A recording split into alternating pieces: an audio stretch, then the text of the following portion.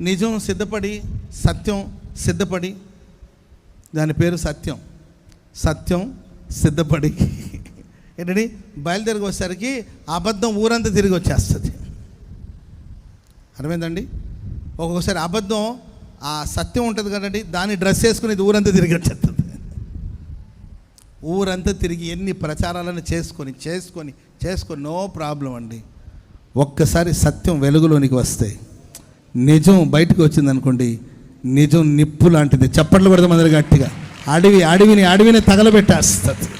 హల్లెలూయా. నువ్వు నిజం, నువ్వు సత్యం. Praise the lord.